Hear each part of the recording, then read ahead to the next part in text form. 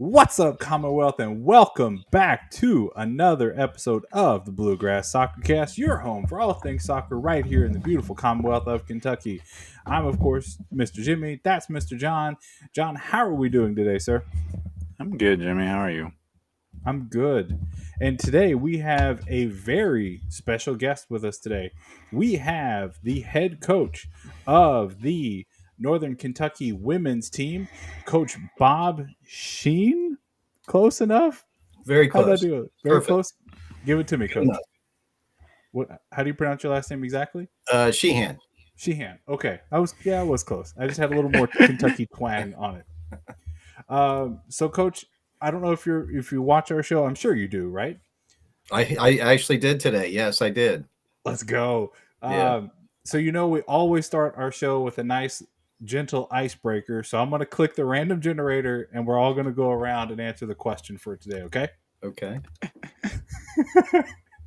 You are only allowed to eat one food again for the rest of your life. What is it? Whoever wants to take that first. No, mine's is simple. Okay, what is it? It's a really the version I get a lot is a Marie Callender's microwave meal, but it's just cheese, chicken, and broccoli and rice. Cheese, chicken, broccoli, and rice all together. I get everything I need out of it, and it's good. Yeah, there you go, Coach. What is your meal? I like a pasta with olive oil and garlic and Parmesan cheese. It's very simple, but it's delicious. But then you still get some veggie. Yeah, Yeah, there's some veggies in there as well. I'm going to go along with that Italian train a little bit. I'm going to go with pizza because it's so versatile, right? Like that's a kind of a cop-out answer. But like you can have all kinds of cheeses. You can have different meats and veggies, and it would be delicious. So that's the most awkward question we have for you, Coach. That's the only reason we wanted you on. No, we wanted to kind of talk to you about the team and kind of see how things are going for you. But before we talk directly about this year's Norris, kind of talk to us about where are you from? What was soccer like in your life growing up as a kid and as a youth? I'm from Anderson Township in Cincinnati. I still live about 5 minutes from where I grew up. I went to McNicholas High School, which is a small Catholic co-ed school on the east side of Cincinnati. Went to Xavier University. Got a bachelor's degree and an MBA in finance from Xavier. Started coaching. Grew up. If I have financial questions, I'm calling you, right? Oh, you will. I don't know if I'll give you the right answer, but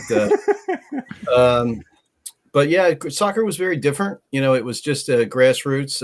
It was, coaches were honestly like immigrants, more a gentleman from Germany, a gentleman from Italy, where they came over, started families, and then they were the dads. So it was very, very different then. Obviously, the clubs have exploded. The popularity of the sport has exploded. So there's just so much more opportunity for development and growth. And, there's, again, so many great coaches out there. And then I started coaching actually when I was in college at a grade school. My younger sister played there. And then when I was getting my MBA, started coaching at a little Catholic school called St. Ursula Academy, an all-girls school, and really enjoyed that experience. And then in 1997, I applied. There was going to be a women's soccer team at NKU. Jane Meyer was the athletic director, tremendous leader, tremendous athletic director. She started the program, and I was fortunate enough to have Jane hire me. And I've been here ever since. So it's been a long time. We've had a lot of growth over the years, and I've really enjoyed the opportunity to coach at NKU. Coach, how do you feel you've played into the growth of soccer in Cincinnati area, particularly over these past 20 or so years, has seen, as you said, like the program, not a big major school not having a program, you walking as a first coach, to having one of the best supported professional sides in the country. Yeah, the growth is incredible. There's been so many people who have done so much for the sport in our area and obviously across the country. Yeah, my role was obviously very, very small. I still, in many ways, consider myself a high school coach. I think that's just grassroots. Obviously, I coached club for many years as well, but high school club coach. I mean, you get to know the families, you get to know the student athletes, and um, we really do try to focus on basics and fundamentals and doing things the right way, and those things win ultimately at every level. We've been fortunate to go from Division II with one scholarship when we started to play in the national championship game just 4 years later, to winning a lot of conference championships, to playing in the Elite Eight multiple times in Division II. Bless you, John. Thank you. And then at Division I, we've been fortunate to be in the Horizon League, and we were able to win the tournament the first year we were eligible in 2016. Played West Virginia in the NCAA tournament, which was an incredible opportunity for our program. They were number one in the country at the time. The National Player of the Year, Keisha Buchanan, was their center back. Plays on the full Canadian national team. Ashley Lawrence was the center mid. She was, I think, recently ranked as the 7th best woman in the world. So what an experience to play players at that level. And then we were able to win it again in the COVID year, but we went down in penalty kicks. So we've been very blessed to have incredible student athletes in our program. We have a great staff. Steve Bornhofer's been with me for 12 years. Terry Gorell's over 20 years. We have an incredible athletic trainer named Stephanie James. She does an amazing job. And our strength coach, Maggie Smith, played for us at NKU about 12 years ago. So we really have a good group, a good staff, and we work really, really well together. And I feel very blessed to work with the people that I do on a daily basis. Coach, I had an interview a little over a year ago, maybe a year and a half ago at this point, with the WKU coach, Coach Jason Nadell. Both you and him helped start your current programs from the very beginning and build it all the way up. What has been the most rewarding part to you from having that opportunity to start literally from ground zero? I think the first year, what was, I think, so special for us, I was hired in May of 1997, and we put a team on the field in August. So interestingly, we only had one scholarship. I bless you. I didn't want to blow our full scholarship right away. So basically, if you think about one scholarship, it would be a quarter of a scholarship per recruiting class. Yeah. Because you got. So we basically fielded a team of walk-ons. We had 42 players that I had spent the entire summer, quote, recruiting to come out. And I remember at 9 a.m., we were waiting for this parade of cars to come in, and there were 17 players out of the 42 who actually showed up. And we kind of began stretching, and we didn't even get the balls out of the bag. And I called them over and said, "Congratulations, this is the very first NKU women's soccer team." And I said, "I can't cut any of you because there's only 17 of you here." And it was an amazing group. We ended up with actually 2 goalkeepers, 15 field players. We went 7-11 that year. And it was a tremendous group of people. And I think where I'm going with this story is there was such enthusiasm. Some of them had played on the club team, to be on a bus that said Northern Kentucky University. They thanked the driver. When we go into Wendy's, I'd say, you can only spend $3 because we don't have a big budget. And they would spend the $3. But they were so enthusiastic. They were so appreciative. They loved to play. And I think that's the spirit that we have to keep in our program as college athletes, because it can be about stuff. How much Adidas gear do you have? Yeah. What kind of meals do you have? And all that stuff ultimately doesn't matter. What does matter is, do you have a group of players who are bought in, who are committed, who are invested, who want to get better every day, who really love being around each other and love being a part of the team? And can we take this and make something special out of it and create a positive experience? So for me, long-winded answer, Jimmy, is that first team. I'm reminded often of the first team and how can we keep that energy and enthusiasm in our program. Yeah, $3 at Wendy's. You can't even get a biggie bag for that, man. Come on. Well, this was 1997. Late 90s. Remember that. Inflation True. and stuff. John, you were like an infant at that time. Chill out. I was not born at that time. Oh, okay. Well, I'll see you all later. I'm going to go retire now.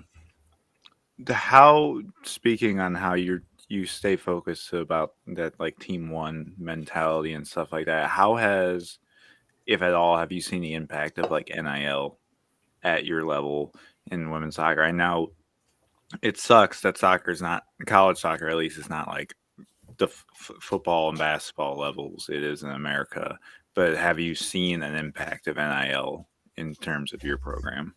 When we go to play the power schools, those schools, their resources are there. So we do see that. It has not trickled down to us necessarily. We have one of our players who has a deal with like a protein shake, and she gets X amount of dollars a month in goods. We have other players who do a little bit where they might get $50 or $100 a post and things like that, but not at the level that we read about in the media, every day. So I think there are opportunity for them, but not, like you said, John, not at the level of some of these other either programs or sports. Where do you think that will kind of take NIL specifically? Where do you think that will take the sport over the next 10, 15 years? I don't know. I mean, when you read about the money that some of the players are basically making, it does appear that there's going to be a larger separation between, we're a mid-major in the Horizon League. And it just does seem like there's going to continue to be a greater and greater separation in terms of resources, NIL funding. There's cost of attendance. There's Alston funds. There's X amount of coaches who can be on the staff. There's directors of operations. There's student managers. There's all these things that mid-majors just can't afford. So there probably will continue to be a separation of the powers and then the more mid-majors. So can you see, sorry, John, I just keep jumping in with a similar train of questions here. So do you see wow, man, my brain just melted. Do you see an opportunity maybe in the next few years to move some things around either in the Horizon League or in others to get to a place that feels more competitive for NKU, or is conference realignment going to not totally affect you all in soccer specifically as it does like football and basketball? Well, I mean, you really never know. I mean, it's a constantly evolving landscape. I mean, there was a period where we had a fifth year senior who had suffered a season ending injury and came back and played her fifth year. I'm going back. She was recruited to play in the Great Lakes Valley Conference, which she did. Then she played in the Atlantic Sun. Then she played in the Horizon League. So in her 5 years, she played in 3 leagues. I mean, that's a true story. So who knows where it's going? Nobody can really say where it's going to go. There's potentially continue to be trickle down. Who knows really what's going to happen in the future? That's a great story because, like, I'm sure there are going to be. I mean, there are football players that are doing that, right? They're going JUCO, mid-major, and then the Big Ten or whatever, right? So right. It's interesting to hear those stories about college players, especially women's college players, that are doing the same thing. But the difference is she stayed at NKU for the 5 years. Yeah, true, truly. She never left. Yeah. With the bit of the mid-majors and this separation thing, how do you see the rise of professional teams and the professional teams developing academies impact on college? Because a lot of these pro teams are trying to model Europe, which doesn't, the college sports aren't really big there. So do you see that as like could impact even you at a mid-major type level where you're being impacted by NIL with the separation that could get bigger? Do you see like if FC Cincinnati drops a women's team and they do an academy that you could be losing some of that Cincinnati area players? I don't know. That's a great question. The female athlete, I can't speak, how many female athletes, skip college to go to pro. That really hasn't happened on the female side. I would think a college education for many would still be important. So you see that more. But again, on the male side, these things are more develop. They've been around. These leagues have been around for a long time, and you see these young players going pro at 16, 17, 18 years old. I don't know. That would probably be something that would maybe be down the road. Again, as you say, if there's a women's team and then an academy, and then there's an opportunity to be in the academy and go straight to the top team at the age of 18. So great question. Who knows? Certainly could happen. Could you see like a partnership being formed, maybe, between like NKU and Lexington Sporting Club or FC Cincinnati or something like that, to where, your players, they come play for the Norris in the fall and the spring while they're in class, then they go play for somebody else as a unit in a club set? Yeah, I think right now the rule is you're allowed 5 players on a summer team. Oh, so, I didn't even know that. Yeah, so we do have. Sorry, so we do have. Go ahead, John. I was about to say you had a number 2 or 3 that played for the Kings Hammer W League team, didn't you? Mm-hmm. Mm-hmm. Yeah, our goalkeeper. Several. Yeah. So unless that changes, which again the rules are changing all the time, that it would be limited to 5 in the summer. But that could be something that could happen down the road. You just don't know. It's a great question, Jimmy. Speaking of your goalkeeper, Michaela is been playing outstanding as of late. That's an understatement. She's playing out of this world, John. She is jumping around like crazy. Yeah. You guys just recently had your shutout streak ended this past match.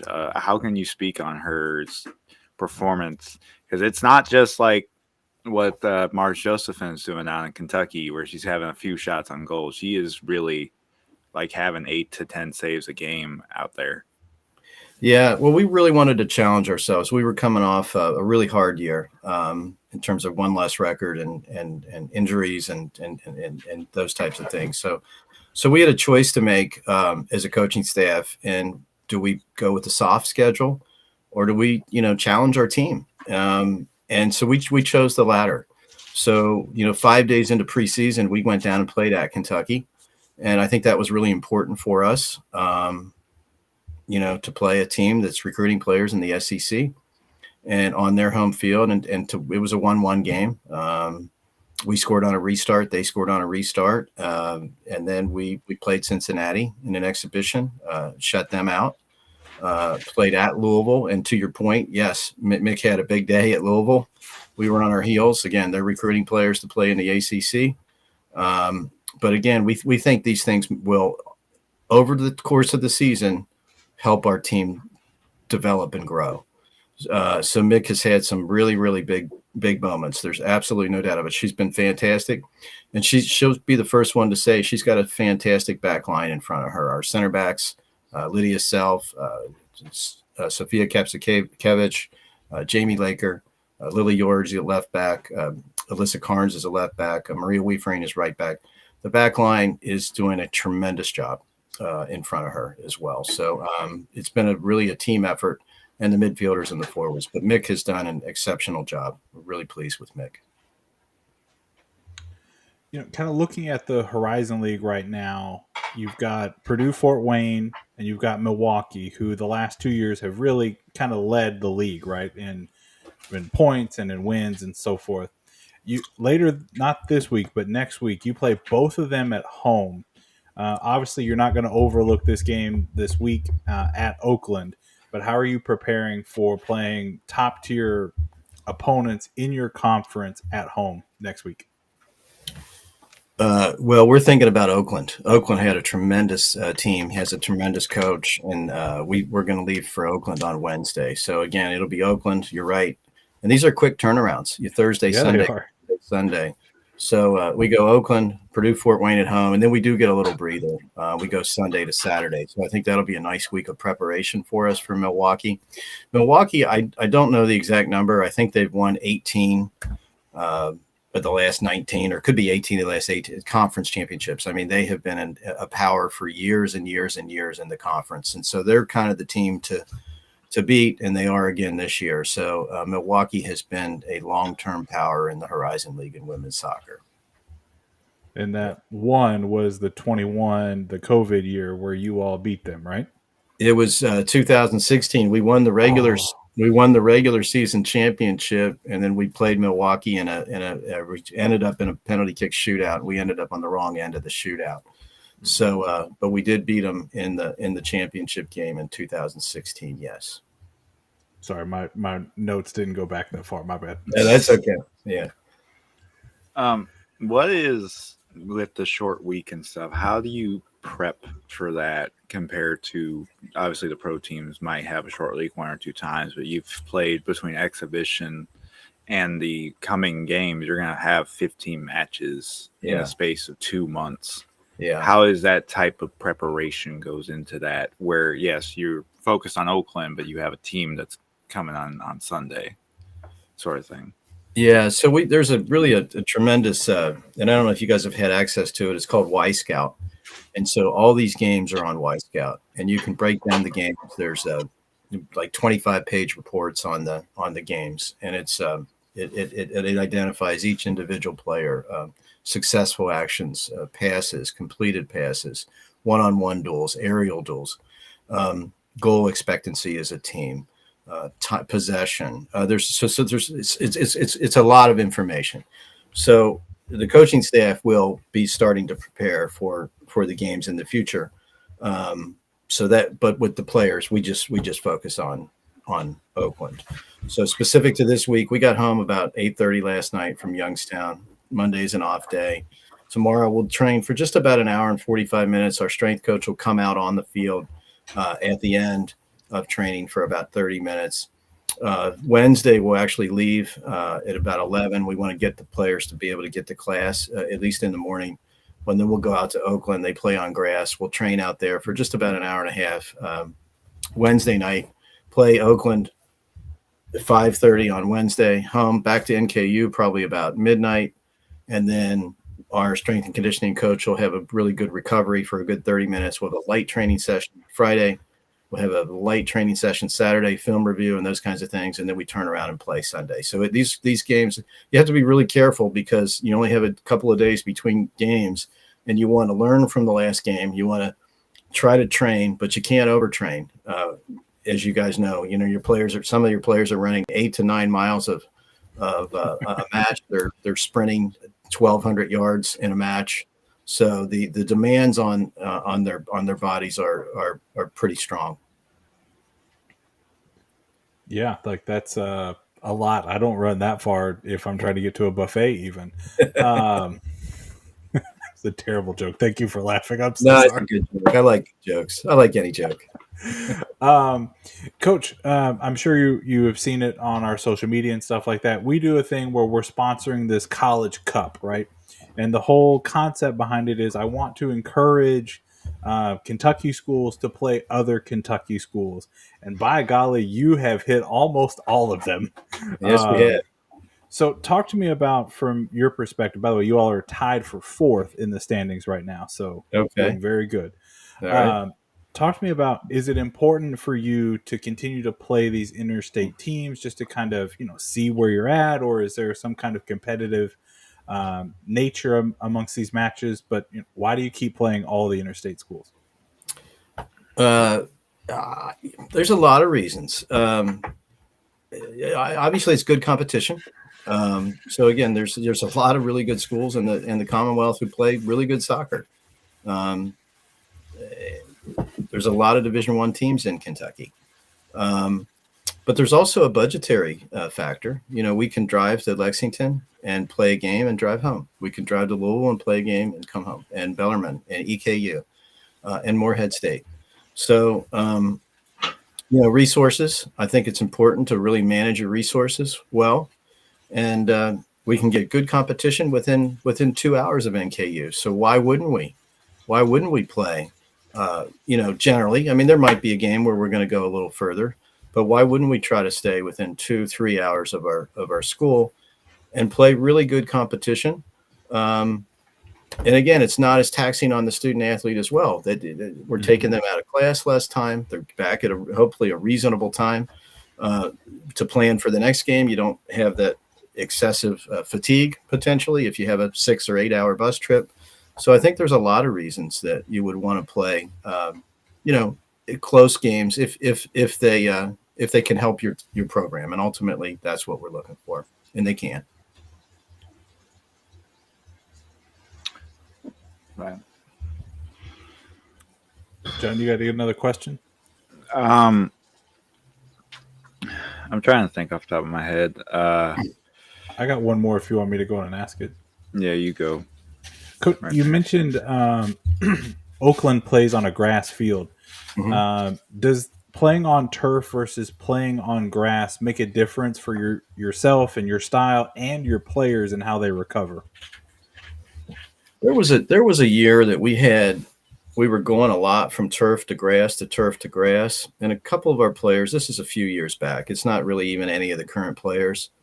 They were starting to have some shin splint, not really going into the compartment syndrome, but they were struggling with the bouncing to different surfaces. And I'm sure there's studies on those types of things. Oh yeah, there's a yeah, lot. Right. But yeah, mentally, when you know you're on turf, some of the fields that we go to that are so well manicured and so well groomed, it's like playing on turf anyway. So I don't think it impacts us in a negative way. I don't think it impacts us in a positive way. I just think you just have to go play. And these young women and young men have grown up and played on grass. They played on turf, so they've been on all the surfaces anyway. So I wouldn't say it's a factor in the end result of a game. But we wanted it. We do at least want to acclimate them to the surface in the stadium. Right. Got to get used to it. You got to get the feel of it. If it's fast, if it's slow, if it's bouncy, etc. Sure. Yeah. How important, kind of to wrap up some of this, how important is the student aspect still to you of the student athlete part? You're obviously a college coach. They have to be academically eligible and all that stuff to play, but how much do you focus on that?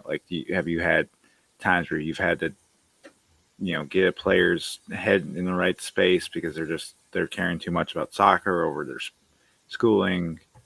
How is that handled especially with the weird schedule of women's soccer games at times? It's critical. We've got a great academic staff. Our freshmen, our role is you have to be in study table until you get a 3.0 or better. And most of our players are in, the tougher majors, the biologies, the chemistries, the health sciences, business, it's business. We have psychology, we have education majors. So a lot of different majors, but it's critical to us. About 3 years ago, our team GPA was a 3.82, and that was 7th in the country out of men's and women's NAIA, Division I, Division II, Division III, and we felt really proud of that accomplishment. We've had 18 straight years that we've earned the National Team Academic Award. So, when we talk to recruits and prospects, it's just not talk. It's real. I mean, I send out texts 2 or 3 times a week to our incoming freshmen currently, reminding them what the hours are of the study table. How do we get the hours? And it's important to get the hours. Now, I will back off them, but they're just incoming freshmen. And again, sometimes you need to communicate a little bit more for them to understand exactly what the expectation is and what they're supposed to do. And they've been fantastic, obviously, because they're super young ladies from great families. But yeah, it's really critical. Again, I mean, we're a mid-major. Let's face it. Our goal is to graduate, to have a positive experience. We want to win some games along the way, certainly, and compete for championships. But their education is number one, the most important thing. Absolutely, yeah. We could have a whole another 30 minutes worth of the academic experience for student athletes. We'll have you back on for another day because that would be a lovely conversation. Coach, we have talked at length on this show about promotion and relegation.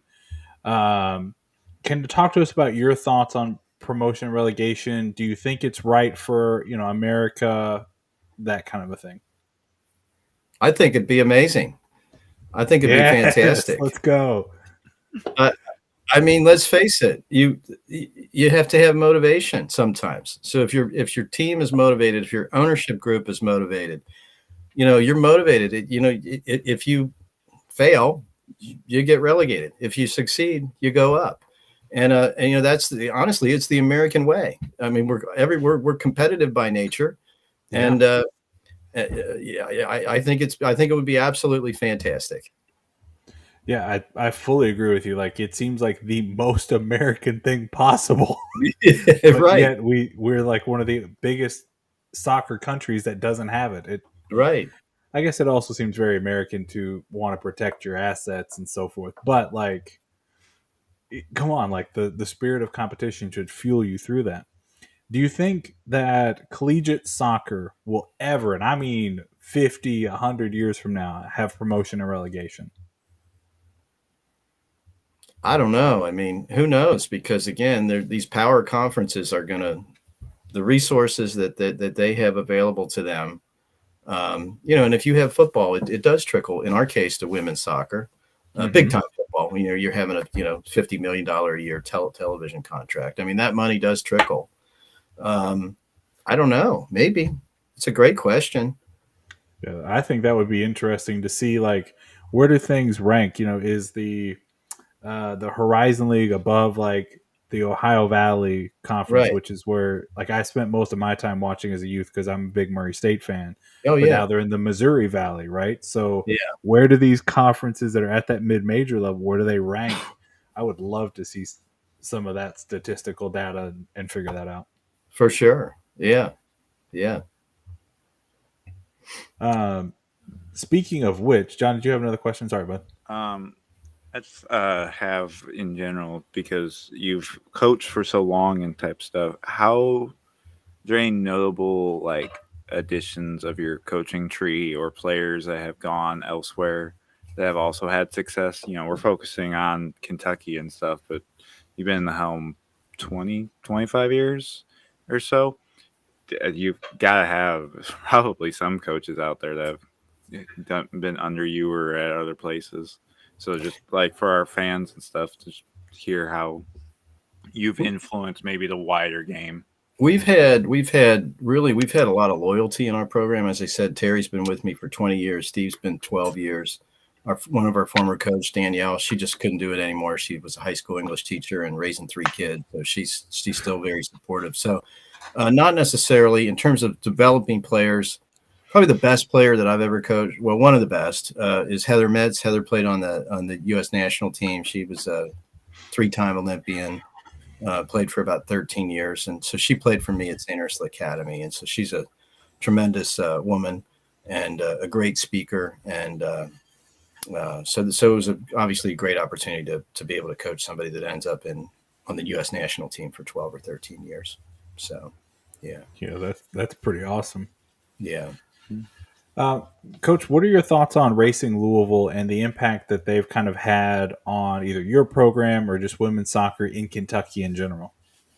I mean, the youth team has really done a great job. They've joined the they're with the Ohio Elite. They've joined the ECNL. They're doing an incredible job developing players. Facilities are amazing. So they're going to continue to develop more and more top elite players. There's no doubt about it. So absolutely a tremendous impact they've had. Yeah. Do you guys like ever go and like scrimmage them or anything like that? Or would you want to? No, but we try to, we try to recruit. They'll come up and play Ohio Elite. They'll play, the some of the clubs in the area. So yes, they do a really great job in their development. Yeah. John, you got one more question in you, or we want to let him go? I think I'm all good. Thank you for coming on. It's been an honor. You truly are, and like I've said, you're a legendary head coach. You got in the Ohio Valley Conference Hall of Fame, was it? We were in the Great Lakes Valley Conference. Great Lakes Valley. Sorry, there's too many Valley conferences. There are Great Lakes, Ohio, Missouri. It's hard to keep track of it, but and then there's the River State Conference. Like, but you are a pioneer for this sport in the Commonwealth and all that type of stuff. So it was really a true honor to have you on this show. Well, John, we're heading back up to your neck of the woods, and we're going to pick up some Buddy's Pizza in your honor. Listen. Personally, I'd rather you get Jets. Pizza. Oh, really? Okay. Buddy's is actually. I went to Berea College, so I'm poor. So Buddy's was a little too expensive sometimes for my family. So that's where Jets came in. Jets was a little more type of thing. Yeah. But that, or you gotta have get them some Coney dogs. Some Coney dogs, okay. Yeah, I'm National not sure Coney Island. Not pregame. Not pregame. But that would be fun. But maybe post game type stuff. Oakland that is very much my neck of the woods. I have quite a few friends that went to that school. And stuff. Yeah. Well, Coach, where can it's nice. People keep up with the Norris, especially on that trip to Oakland? I'm sorry, I lost you, Jimmy. Oh, my apologies. I said, where can people keep up with the Norris, especially on that trip up to Oakland this week? Oh, Matt does a tremendous job. Our sports information director, he's tremendous. He'll have stuff out on social media, on Instagram, Facebook, Twitter, or X, all that kind of stuff. Hey, we still call it Twitter. It's gonna always be Twitter. No one's gonna call it X. Well, we say that, but give like 2 or 3 years, and even the kids will be saying X because that's all they will have ever known. Yeah, maybe. All right, Coach. Thank you so much for your time. We really appreciate it. We wish you and all of the Norris the best of luck this rest of this year. And hey, keep winning. And you never know, John and I may show up with a giant trophy to present to you all at the end of the year. Okay, that'd be amazing. Jimmie and Jon, thank you. You've been tremendous. Absolutely. Thank you very much. No problem. Thank you. Thank you. Bye-bye. Bye. Ooh, that was fun, John. Yeah, that was good. It's good. I mean, very good interview. I'm the coaching thing. I'm honestly surprised by. Yeah, his coaching tree. Like, because I was like, you're for 25 years. You don't have, and this is no knock to him. It's actually a really good honor that you've kept coaches around that long. There's just you haven't had one coach who's like, I want to see if I could do it and go. And I'm sure he's had like GAs or something that have gone on, but I feel like a GA is being a GA is one thing. Like that. Like that's the mentality of, maybe I'll be here for like as an official role, but right. GA like is the very much of like trying to build from somewhere type thing. It's like it's a stepping block position versus a like coaching one. And speaking of coaching and stepping blocks and building blocks, John, let's go off the top this week, like officially going off the top. And big breaking news yesterday morning, a Sunday morning news dump, if you will. Lexington Sporting Club coach Sam Stockley steps down from his head coaching role into the permanent full-time role as sporting director. And they name Nacho as the interim. Yes, Nacho Novo. Sorry, I was looking for his last name and I couldn't find it if you couldn't tell. Nacho Novo as the interim coach. John, this is big news. What are your thoughts? This is very big news. I will say, and this is just my current sort of gut reaction to this. I feel like this move is I never thought Stockley was going to be the coach long term, specifically because he was doing the sporting director role at the same time. And he was first brought in as our sporting director. He wasn't like brought in as a coach and he was always in as the sporting director. And speaking to him, like at the game, he was just hanging out on the concourse during the weather delay. And this is personally my favorite weather delay because it barely rained. It was like lightning on the edge type thing. So I was like, I'll take that. It's not raining. Granted, we had to wait 2 hours for the game, but it's not raining. It's not like you're getting soaked and that type of thing. And we're just talking, and he with me and Tyler from Crane Kids Lex, and he's just stating like how he needs to be able to focus more on the sporting director. He's said this time and time again, how he wants to build this like core team type of thing, this club that's truly like youth driven, like is going to develop talent, that sort of thing. They're not going to be like the other clubs. There's just so much turnover in this league. It's like a core group of guys. You know, if we do have turnover, it's going to be every few years, not like basically bringing in 15 guys a year type of thing. But it was because like he gave an example. They've had like 8 or 9 academy kids train with the senior team this year, and he hasn't. And he's like, in his mind, when they do that, as the sporting director, he should be able to give them like a list. I think he called it an ID thing to go back to the U19 or the U17 or the whatever team they came from to know how to develop. All right, this is how, if you want to like fully make the jump to the senior team, this is what you need to go back and work on. This is that type of thing, how he can connect it all, that sort of thing. And it coincides with his family's officially over here and getting settled. His like daughter and son are both getting into schools, that sort of thing. Thank you, Michael. It's the individual development plan, IDPs. What was that thing? And I also think the move at this point in the season was because Saturday night, 3 playoff teams were solidified in the league, with Omaha, NoCo, and North Carolina all clinching, and Greenville beat Knoxville. So it was both sucks. I'd rather have Greenville win than Knoxville, in my opinion, because I hate Knox. We hate Knoxville more than we hate Greenville. Both. I hate Greenville. Stamp it. Anyways, so going into that match last night, we were 11 points out with 5 games, and there was only 3 spots left.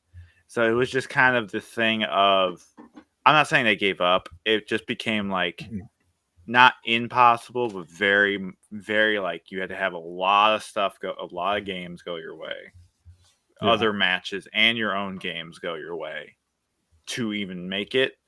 And I even spoke with Charlie after the game about this type of thing. Like I've said to everyone, if my goal right now as a fan is we need to finish ahead of Tormenta. We're right now ahead of Richmond and Red Wolves. We need to finish ahead of Tormenta. We've finished ahead of the 3 teams that had the best seasons last year, depending on how you judge them. The 3 best teams seasons last year, and not dead last. Like literally every single thing picked us to pick. There was, I think it was USL Tactics, put out his mid-year graphic. Granted, he did, or the preseason graphic. Granted, he did say this could change, but it said like 0% chance at playoffs. And granted, are we going to make the playoffs? Probably not. Very slim chance that we are. I've come to that thing. But the fact that we didn't even have a chance, like true 0% chance at the start of the year before we played even a game, and we now are ideally, I'm wanting us to finish at least 8th or 7th. Then I think that's the success. It's a building block type of thing. We've ourselves, in my opinion, we've been one of the more unlucky sides. Our write-ups, some of our previews didn't go out this week because of multitude of different things. But I said it when I wrote it up that on paper, us and Charlotte are very similar. And Charlotte is, in my opinion, they're more lucky than us. We're very much the same squad as Charlotte, very similar type of how we build and how we attack. It's just Charlotte gets stuff to go their way. Like in the game last night to equalize, they got the ball because Foxy slipped. Like he didn't make a mistake. He just lost his footing. Like it wasn't a domination by any stretch of the imagination. It was just a simple slip, like you said, and that's the difference. Yeah, that's what happens sometimes. But it's truly he's building off stuff, and Nacho is arguably the most famous person associated with the club. For those that don't know, he's in Rangers of Scotland's Hall of Fame. Like this man is like next level type of thing. He is really famous in Scotland, obviously, because he played for Rangers for so long. all that sort of jazz. And so this is, I think, is a trial run for him because he's still I don't see him if he even if he crashes and burns and we suck. I don't see that happening, but we suck these next few games. I don't see it's like they're gonna get rid of him because he's also he's like our lead youth coach. Like he coaches the U23s and stuff like that. So I think in general, this is more of a trial run for him for the senior head coaching job, not in the sense of are we keeping you around sort of thing. Is it an internal hire or not? And I think so far he's off to a good foot. 2-hour rain delay in the middle of warm-ups is when the weather delay started. You're playing against a playoff team, the fourth place playoff team right now, who has experienced that sort of thing, who has, in my opinion, the best keeper in the league, who stopped our only penalty of the year. We've only missed one penalty, and it was that one last night, and we didn't miss it. It got saved. Yeah. So it's a good stepping stone, and I think we'll really see it against the Red Wolves of what Nacho Ball can look like, because the Red Wolves, to no secret, are officially eliminated from the playoffs. So are Fuego and Brother, they've been Richmond. officially eliminated since They got May. they got officially eliminated this weekend. Same as and the league tweeted this on Saturday morning with 5 games to go. No team had technically clinched yet. And I was like, you're joking, right? But I guess it took one match to statistically clinch some people. But it's going to be a building block. We're playing some good teams over this. We're playing Madison and North Carolina and Greenville with Chattanooga in there. So it's going to be all games that I think we can win too. So it's going to be interesting to see. We didn't see that much change from him in terms of the starting lineup, where we saw the return of Frankie, who has been dealing with an injury. Is a bit of how he didn't play, and Frankie played a great game. Pierre Monet is really coming out and showing that he's our midfielder of the future. Either pairing him with Charlie or Delamini, he's been balling out. He seemed like a nice building block piece. I don't know if he's at that level of ready to start every match the rest of the season, but I would start him the rest of the season to let him build up a little bit more, get just a little more experience so that he can jump into that role next year. Yeah, he's been starting more. It's the curious case is I'm very curious to see what players will leave, and that's the thing, fans. You gotta understand, we're gonna lose some players. Mm-hmm. It's gonna happen. The league is notorious for turnover. As much as I love Diouf, the season he's having, same with Trevor Amon, I don't see them staying around. Now Diouf could be on a longer than a 1-year deal type of thing, and that could be we make some money off of him. Mm-hmm. But he did come down from San Antonio to play for us. He could be going back up. And that's the sort of thing when you're in this lower tier, you have a player that's going off, that's what's going to happen. And this is why ProRel needs to exist, because the players then themselves can be like, well, I'm going to stay here. I'm going to bring this club up. Yeah. But, I could see Diouf leaving.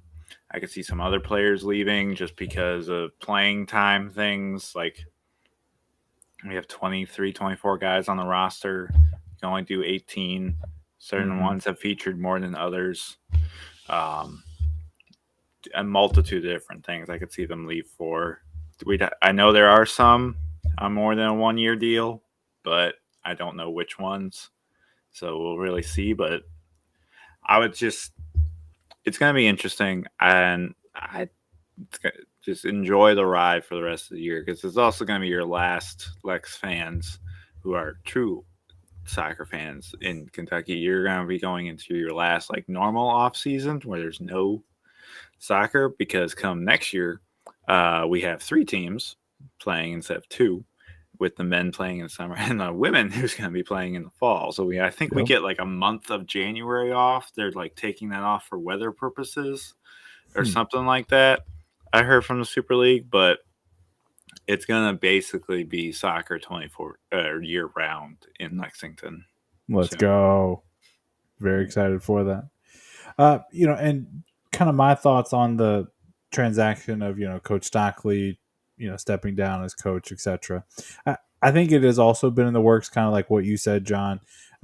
Every time I've seen Coach Stockley, he has always talked about, hey, these young guys are really good, or hey, have you seen this young guy? Like, that just seems to be more of what he is interested in and where he wants to spend his time right now.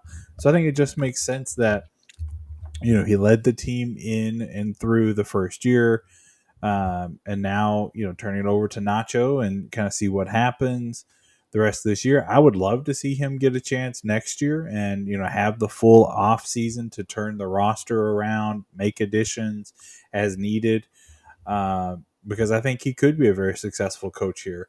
And I would love to see that consistency. I mean, I don't think by any stretch of the imagination is the team not making the playoffs a indictment on Coach Stockley as a coach. Like, that's not a realistic thought. And if you think that, you need to reevaluate your fandom a little bit there.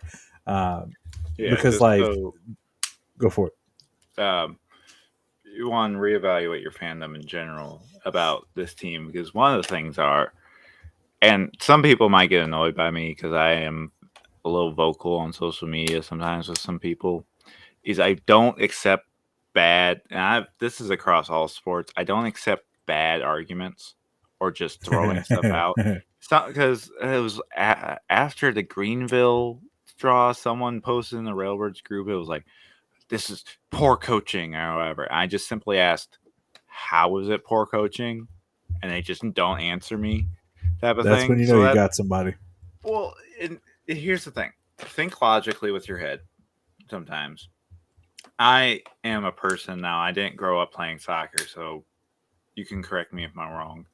I believe, from just my point of view, soccer, when you're actually coaching the game, when a game's going on, you're not a coach. You're a manager in that situation.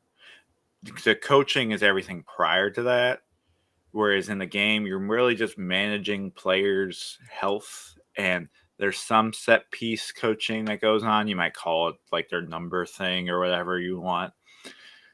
But really, it's just you're picking the right time for a sub, or you might be picking the right time to switch two players in the formation. Like, you drop back instead of this guy when this guy attacks, that sort of thing.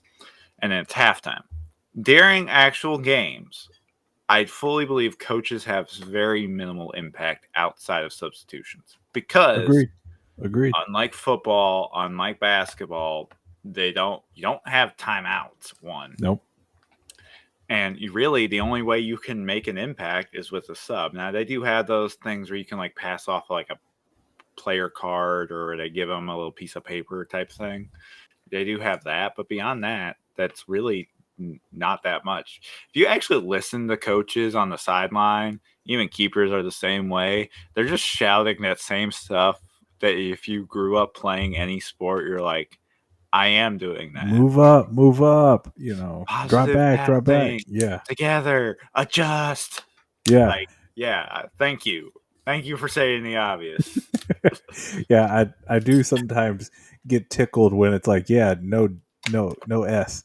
Like, of course they need to push higher when, you've got them on the ropes. Like, yeah, no S. Oh, the Railbirds love to make fun of whatever away keeper is by us at the time.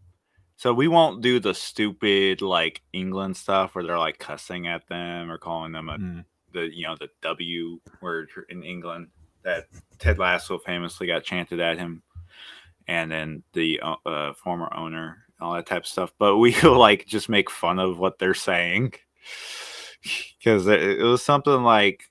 There was something that was like, man, get on him, get on him. I was like, yeah, you should get on him, do that. Like, it's funny.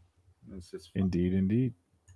So big breaking news from last night. You know, we think Coach Stockley is going to do great in the sporting director role. I really hope Nacho could just show that he is capable of leading the team the rest of this year, and hopefully he gets a shot next year.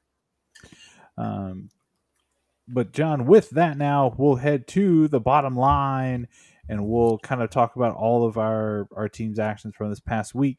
We'll actually start in Lexington and kind of recapping the action from last night. A 2-2 draw, a late night affair on a Sunday night. John, kind of recap for us what happened in that matchup. So I've briefly talked about this already, but I think it was about 30. It was either 30 or 20 minutes prior to kickoff. So they're in their warm-up period. The weather delay happens. And like I said, it wasn't raining. It was just lightning around the area. So they go into a weather delay till 8:55 was the kickoff. Like, they didn't do walkouts. They just, like, went right into it. The game started off kind of sluggish by both teams. Mm-hmm. And then Nico gets fouled in the 20th or so minute inside the box. The youth takes the PK. Pack saves it, which I've said this before. I think save. It was a great save because he fell too high and he got his hand up. Yep. To save it. That's, in my opinion, where they like are dropping and they had to get their hand up is the hardest type saves. Because if you're dropping down, you can see the ball under you type thing is a little easier than like trying to guess where you had to place your hand over your body.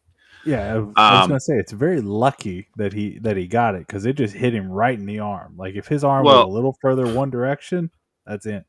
The skill of PK saves is figuring out which way the guy will go. That's my opinion. That's the thing. That's the skill of it. It was like, which way is this guy going?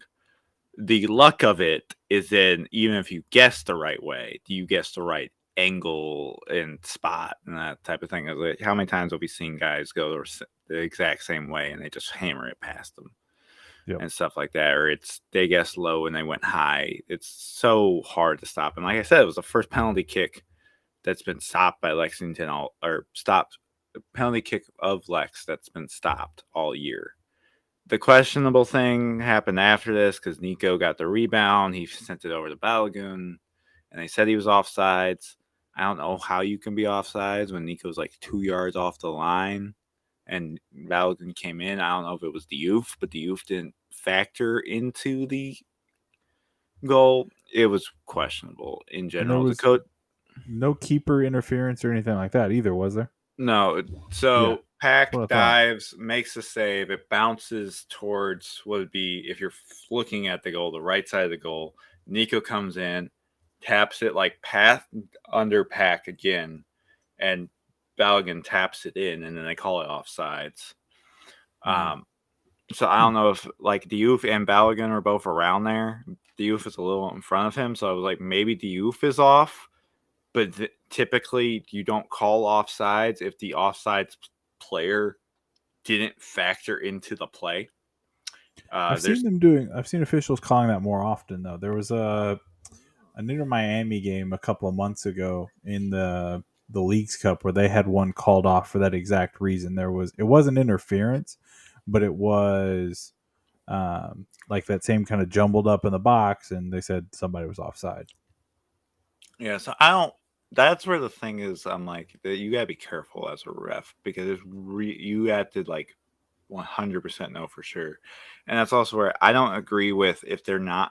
I don't agree with calling a player offsides if they never contribute to the play, because there's famous cases where like there's famous cases where possession will switch really fast and the player's just caught in transition and they will just stand there because they know if they like play that it counts as interference, and you'll see a player just stand there and wait till the ball gets past him or someone else gets past him because they know I can't interact with the ball.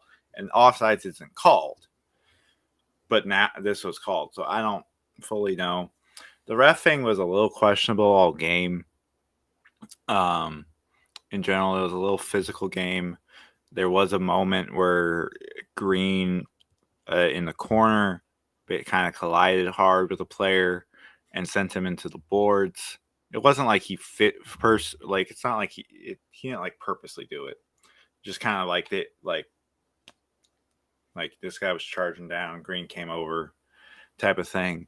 What was questionable about that was that like it took 30 seconds for the yellow card to come out. It did take a And while. and like by rule it's supposed to be within 6 or 10 seconds because you can't, because the player was hurt. Like he crashed with the boards. Those boards aren't like plastic, they're made of metal. And the ruling is it's supposed to be based on the foul, not based on the severity of injury, because you can get hurt really bad by barely being touched, type of thing. It can happen. And like I didn't hear what the ref said. I heard what Charlie said to him of like, Charlie came over after the yellow card was shown and he didn't even argue anything. He was like, why so long? Yeah, Why like so why long did to it show take the so yellow? long? So I couldn't see what the ref said because his back was turned to me and he said it very quietly. But in general, the game was interesting. Lexington goes down at half. They come back. Mane gets his goal. We get an own goal in the same way we got the Richmond own goal, based almost like identical to it. And then Fox slips. Like I'm saying, this is like no fault to Fox type of thing. His cleat probably grabbed in the turf or something like that, and Kelly gets the ball, has 15 to 20 yards of just being able to build up practically one-on-one with Knight, and that's what equalizes it. That's honestly the hardest one-on-ones, is when the runner has 10, 15 yards of space to figure stuff out. It just happens. But we were equal. It's another series split for us. That's like let's see, we split Fuego, we split Noco. We had to beat North Carolina to split them. We technically split Omaha. We've split basically almost every team besides Knoxville. Knoxville's the only, as much as it sucks, it's the only season series we've lost. Yeah, is the Knoxville. So it's kind of crazy. And it just shows you like how consistent this team has been, because that's saying we've gotten 4 points. Granted, the other teams also got 4 points out of us, but we've gotten 4 points from every single matchup but one. and I think that's something very important for Lexington fans to take away from this year in general. Like, you are very, very competitive. Like, this is not a traditional first year where you come out and you just lay eggs all over the field and you get beat 4 or 5-0 in every match. Like, what Coach Stockley has built here so far has been very impressive. Like, it's been a really good roster. They've made the best of what they had. And I think it should be something to be celebrated. You know, and John, if they can do like you want them to do and finish ahead of Tormenta, plus everyone else that's already below them, like that's going to be really quite impressive. Yes, I want them to finish ahead of Tormenta and Knoxville. They play each other again, so it can be doable, but it'll be like the whoever loses that match will be the one that we need to finish in front of. Yeah. I would love to finish ahead of especially Knoxville, but I would prefer Tormenta just because they are defending champs. And listen here, if any Tormenta flight crew, if you're listening to this, you're going to be, and you want to come at me like you did back when we went down there, you're going to be the first reigning champions to miss the playoffs. If you do, granted, they technically could still get in it, but if they miss, they'd be the first reigning champions. The Kickers are already the first regular season champions to miss the playoffs the next year. If Tormenta doesn't make the playoffs, they're going to be the first playoff champ to miss in league history. What did you say their fan supporter section was called? They're called a flight crew. It doesn't matter what they're called because we're gonna go down there. We're gonna get that victory. We're gonna win the series this season. Tormenta. Eventually, whenever we play them again, we're gonna Tormenta. Get it. We're gonna beat them next time. Because we played, for some reason, in the season series, we played Tormenta like 3 times in the first 3 times in 2 months. Yeah. Type of thing. So next it was like time, the Omaha series, we played. It was like both games are within 4 games. And it was like, but however, we are the last team to beat Omaha so far. So let's go. Last team to beat Omaha, and the Kickers are on a 12-match winless streak. And they haven't beat us yet, so they didn't beat us to lose that streak. To beat the streak, dang it. Let me finish. Now. So, come at us, all fans of League One teams. Bring it on. Especially Greenville. Greenville, you can F off. I don't know why you are picking a psychotic man on Twitter to deal with Gio from Greenville. You're talking about the man that has said pastas, with percent cheese, but all pastas suck. I don't see no haters, John. I only see motivators. Let's go. Speaking of which, let's move on to our next team here. We're going to go in reverse order here, John. So let's talk about Racing Louisville, who had a very disappointing loss over this weekend, dropping a match at home to the Houston Dash 1-0. And this really was a major body blow to their playoff hopes. With only 24 points left, currently 2 points shy of the playoffs, yes, it is still mathematically possible for them to get in, of course. But with only 3 games left, Racing is in a pickle. And this team did not look motivated. They didn't look like the same team we'd been watching over the last month that was really energetic, that was really pressing. Those upper division teams, the OL Reign, the Portland, etc. Even in that loss to North Carolina, like they still played really well. They played awful against Houston. Yep. They are back to not finishing. Sorry, I was eating. Yes. They are back to not finishing. I spoke with, there's a member of the Railbirds who's also a season ticket holder of Racing. And he's very active in their, he's a board member of the Lavender Legion. Chris Klein, I think it's Klein. Chris, feel free to come on the show. We'd love to have you. Sorry. You're good. He stated that they couldn't finish to save their lives in this game. This is a man who was there the whole time. I only can manage to watch highlights because I close on Fridays, so it was hard for me to watch the game in full. They weren't, from the highlights even, they weren't finishing. The Lund again barely even made a mistake. She didn't really make a mistake. She just got beat. Yeah, she played really good. I mean, yeah, exactly what you said, John. Like, she just got beat. Like, it wasn't a bad performance by her in any stretch of the imagination.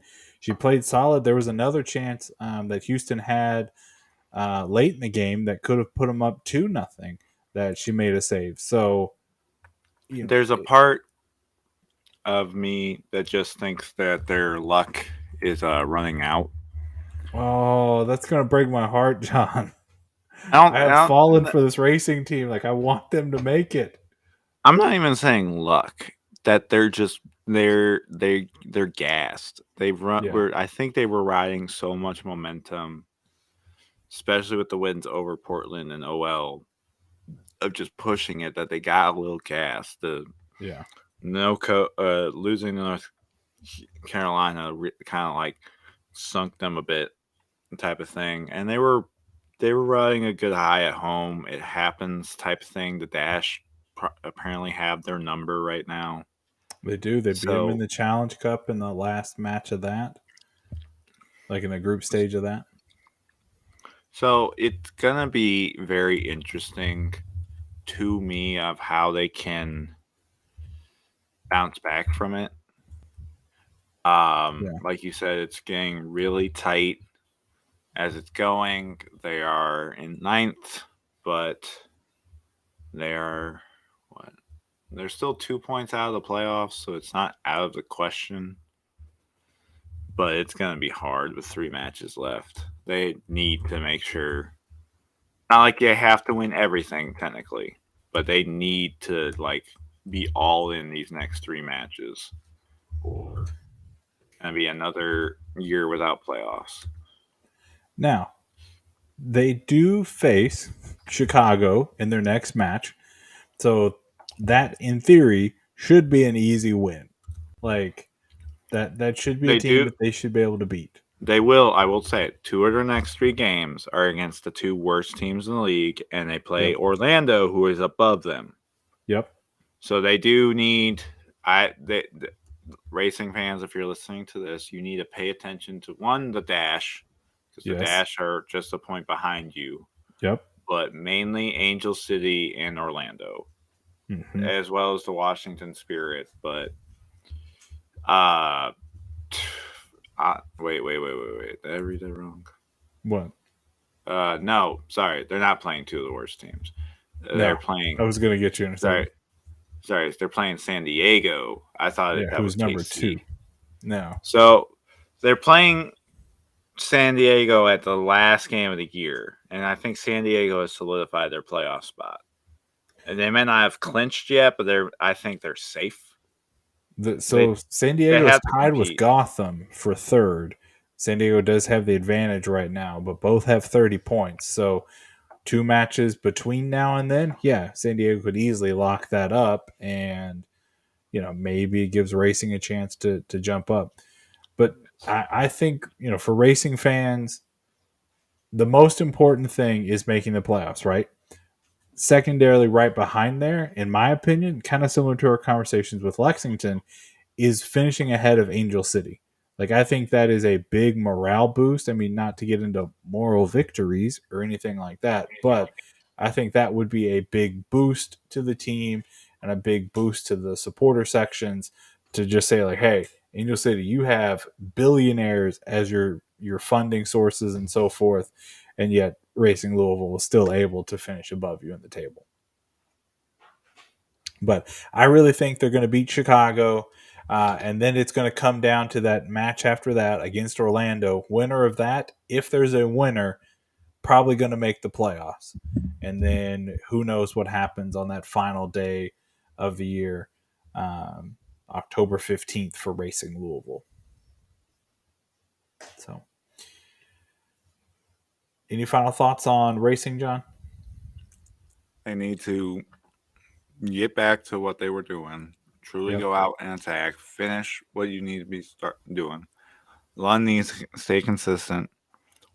As a whole, they need to be consistent. I'm very curious to how this international break is going to affect them, because they can't take any player having any sort of injury that might happen. I think this break's going to be good for them. I think this is exactly what they need.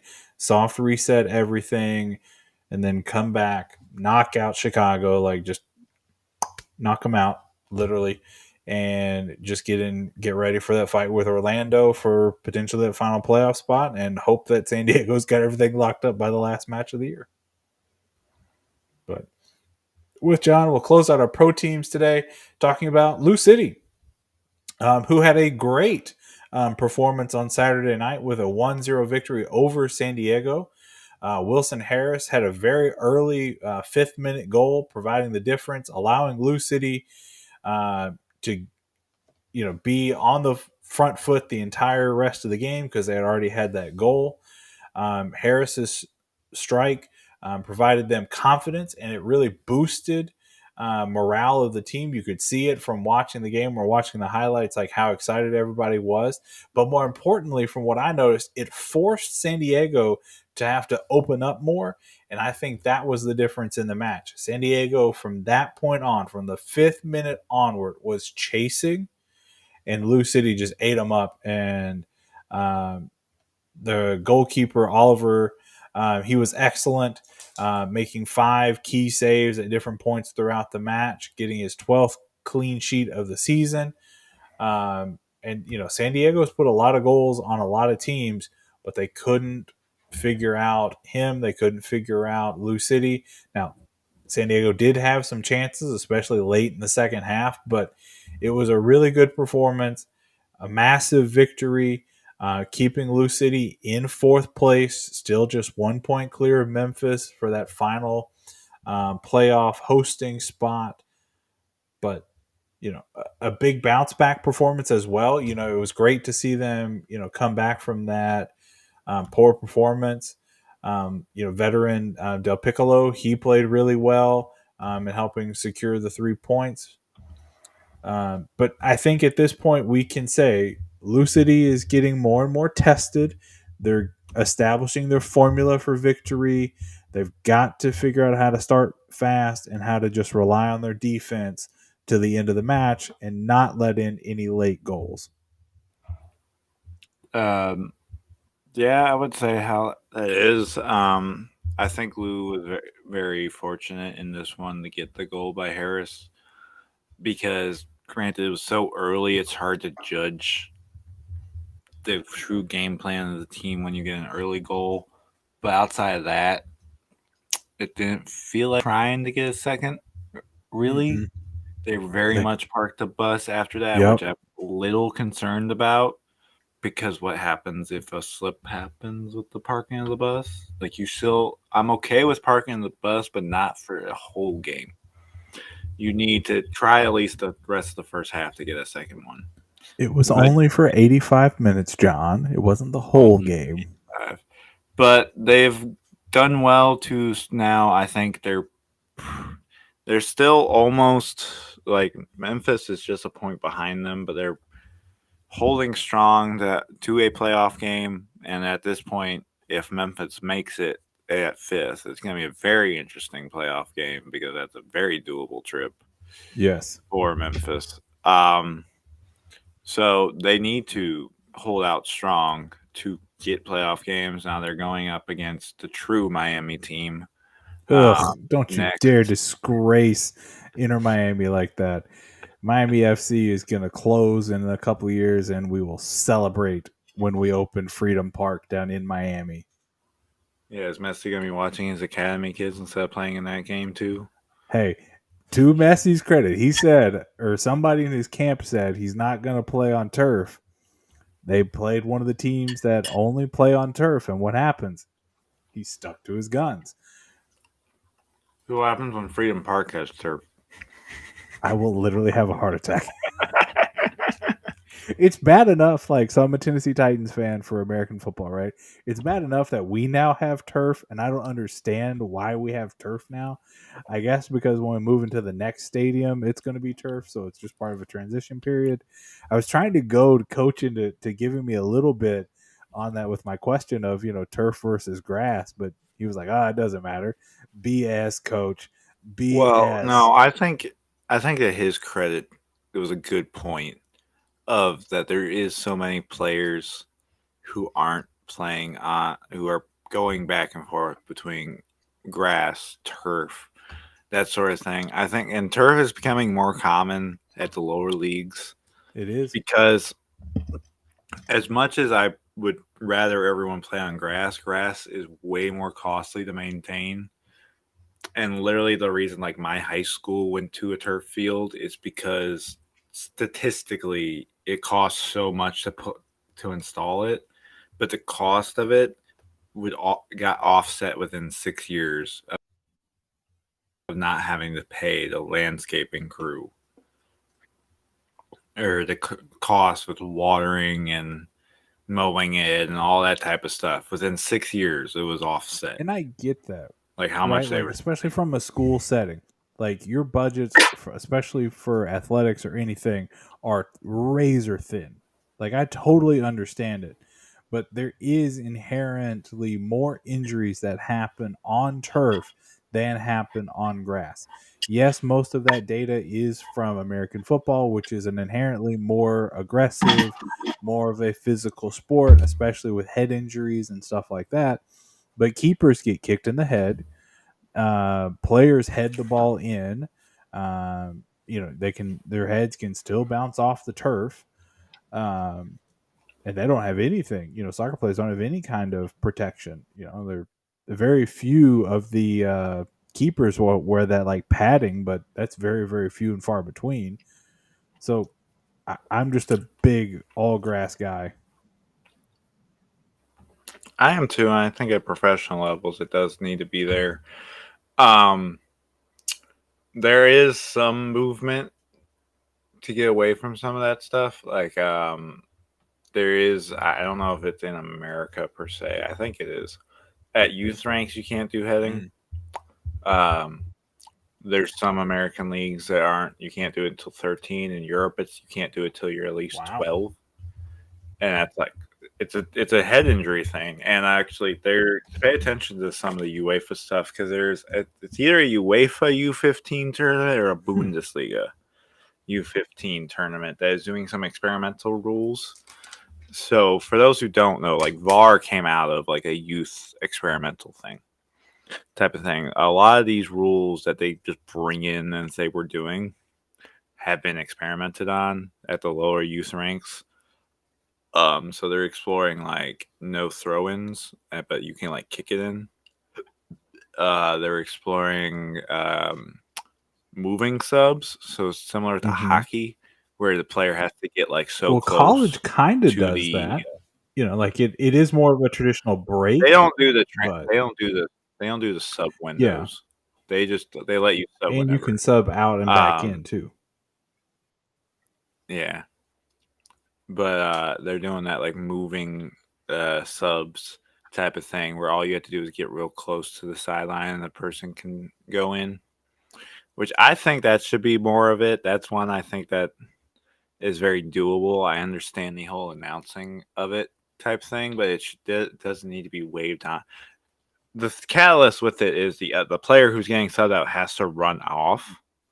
So that way it's not like you're not really getting an advantage if you're just making it moving. Now you could do a like smart play type thing, but yeah, pay attention to those. But to bring it back to Lou City, they have a good chance these last 6 games. Is it 5 games? 5 matches. They played quite a few non-playoff teams in there. They got Hartford. They got Miami. They do play Tampa again to end the year, but Hartford, Loudoun, Miami. I think New Mexico. Let me double check New Mexico. I didn't write down the exact opponents, but it is 5 games left. 3 of them are on the road, including what you were mentioning, John, there at Tampa. Or no, I'm sorry. No, that game will be at home. Never mind. Totally lied there. Yes. They play the next 3 matches on the road, and then they finish off 2 at home. That Tampa game could be very interesting. They do not, as of right now, Tampa is their only playoff opponent. Every other team is not in the playoffs. So this is really a chance where you can solidify home field, and even maybe depending on how other teams do, solidify even more home field. Because technically speaking, if you're 4th, you really only secure 1 game. Unless, 6, 7, or 8 make it all the way down, and you could host the championship game. Yeah. Statistically, you're only hosting 1. You're only guaranteed 1. So we'll see. They very much have the shot at it. These 3 games on the road are going to be interesting because they've struggled a little of late on the road, but it'll be. This is the time to show it. You have the 5 games where you really need to show that aren't they on an Eastern Conference final streak? Several in a row. I don't remember. Is it 3 in a row, I believe? Yeah, this is the time to prove that you don't want that streak to die. That like your little stumbling month or so was that. It was a stumbling month. The rest of the matches that Lou City plays, all of the opponents except for Tampa, obviously, right, are 10th or lower in the standings. So that is... Yeah, so they're not even like questionable, like just outside the bubble. They are very much down in the cellar. Now, what is the West?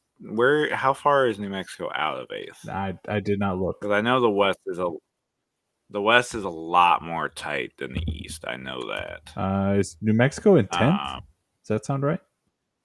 Yeah, they're in 10th. They are 4 points out. Wow, you're in right now. 10th place and you're But, only like- 4 points out. Jeez, Yeah, Miami 7. dead to me. Loudon is 11, and Hartford is 20 out of 8th. So, Good God. and you play Hartford right before you play Tampa. What a perfect time for Hartford to ruin the season for Lou City. Don't do it. Stranger things have happened. Indeed. John, just kind of closing up my thoughts here on Lou City. I truly mean that if they can replicate the composure that they had in this match, they can bottle up the effort that they put into this and take that on the road, I think Lou City still has a great chance at making a deep playoff run.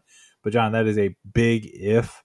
I think they're obviously going to get fourth place in my opinion, unless something catastrophic happens. You know, a loss to Hartford, somehow a loss to that woeful team down in Dade County, etc. But The real Miami. get out of here. They're not the real Miami. Real Miami fans, real Miami team plays in Fort Lauderdale for now. We're coming, baby. We're coming. We're just not there yet. Let's just see here. Miami FC, first season, Doesn't matter. 2016. Inter Miami, first season. 2020. I don't want to hear it. I don't want to hear it. Everyone knows that Messi and Inter Miami are coming. We're gonna have fake we're gonna have Van Freedom Park. We're gonna enjoy it. wagon. Get out of here, dude. I've literally been a fan since before they were officially a club. Anyways, before I get to any more of this blasphemy, John, let's move on to kind of looking back over the last week in the college ranks and looking at how our teams have done. I will kick us off, John, with the Bellarmine, the Knights, the men's soccer team.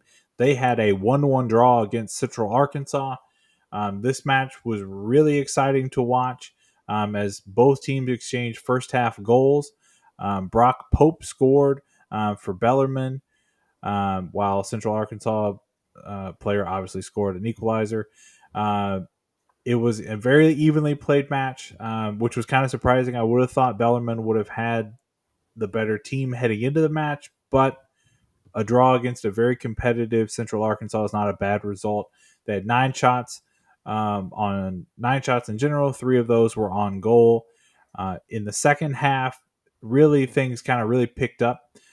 Both teams had multiple chances, including a missed penalty by Central Arkansas, but neither team could break the deadlock. So it ended 1-1.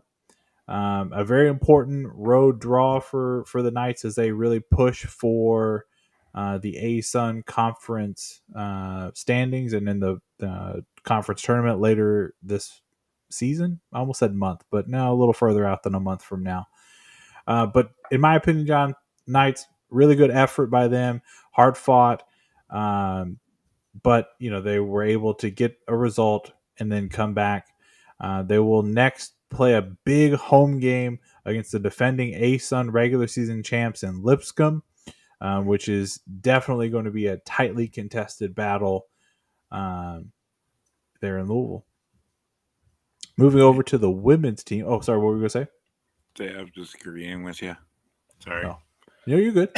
When we're looking at the Bellarmine women's team, they had a 2-0 loss to Lipscomb. So again, we're in that conference play season, so you're going to hear a lot of similar teams. Lipscomb showed why women specifically wow, that's a terrible sentence. Why did I read it that way? Bellarmine women, nope, still messed it up. Lipscomb women showed why they are the ASUN favorites after jumping out to a super early lead and just really putting the clamps down on the Bellarmine and not allowing them to get a goal in. Overall, I don't have a whole lot to say about the match.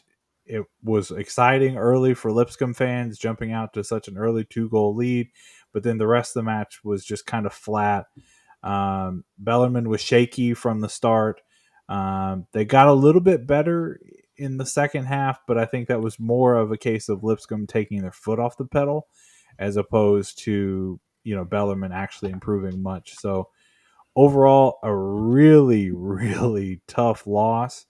But they will continue with conference play later this week when they play Kennesaw State. All right, where do we want to bounce next? Eastern? Yeah. All right, so the Colonels have. Let me get to the right dates here. The Colonels are coming. They had a so-so week to start off conference play. They dropped 1-0 loss to Lipscomb.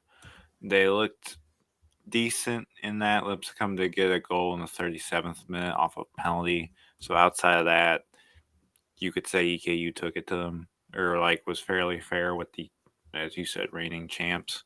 Mm-hmm. So, defensively, they played really good. EKU 4 saves. EKU. It was a little chippy with a lot of fouls, but overall, the Colonels have been playing much better in their conference of late. They got the 1-0 win over Austin Peay with Paula. Flush that P. With Paula Herans getting her first goal of the year there. It's a good start to conference play. That win also ended a 3-match losing streak for the Colonels and broke their scoreless run. So we'll see if the non-conference schedule, purposely of playing a harder non-conference schedule, pays off. This week they got 2 road games, traveling all the way out to Charlotte to play Queens, and then down to Kennesaw, Georgia to play Kennesaw State on Sunday. Lots of travel for the Colonels this week, indeed. John, what about UK? The men started their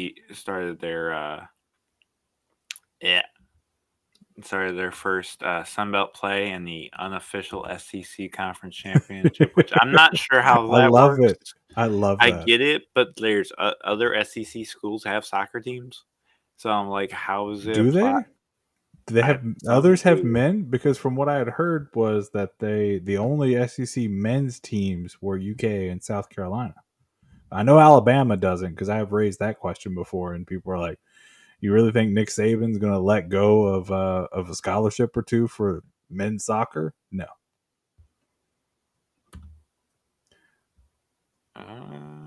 Just women? How is women? Maybe I was wrong. I'll be dead serious. The soccer is the weirdest sport to me. It was why you don't have it, because it's one of the cheapest of fields. Like, there's certain high schools around my area that don't have it, and people are like, well, that's because it's so expensive. Like, yes, it's expensive to play soccer, but it's not expensive to field soccer. Club teams have absurd fees to play it, but you cannot tell.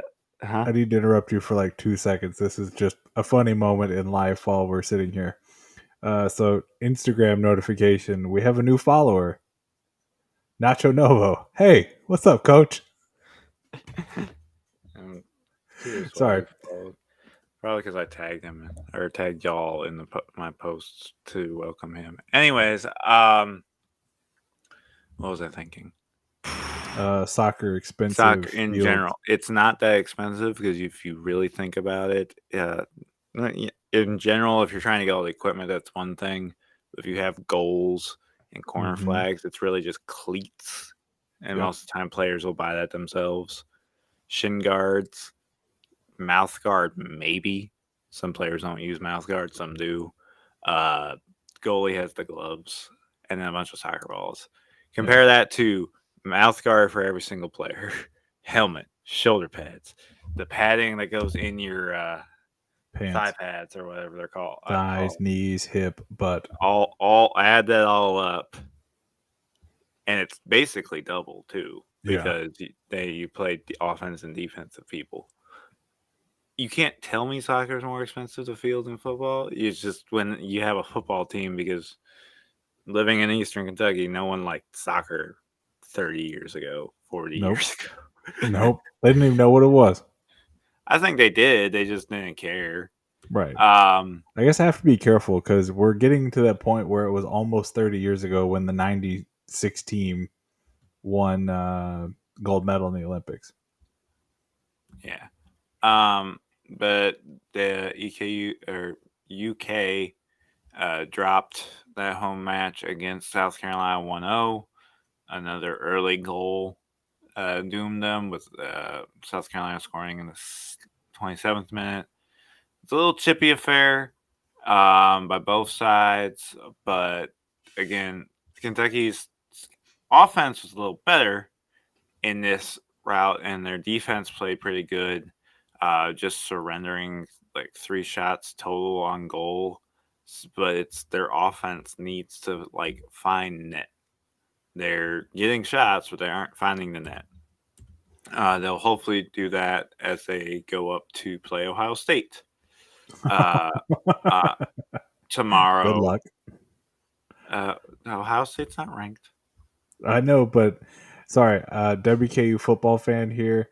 Hey, I thought we had a chance against Ohio State this past weekend. That was you wow. drinking. That was you drinking crazy juice. But okay, different story for a different show. We'll talk about it later. They'll travel up to Ohio to Columbus to play Ohio State tomorrow, and then they will travel out to Virginia to play Old Dominion on Sunday night.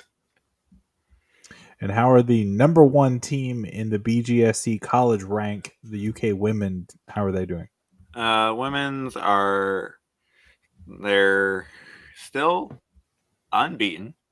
Their one match, they drew 1-1 with Texas A&M down in Texas A&M. That's also ended their run of scoreless games.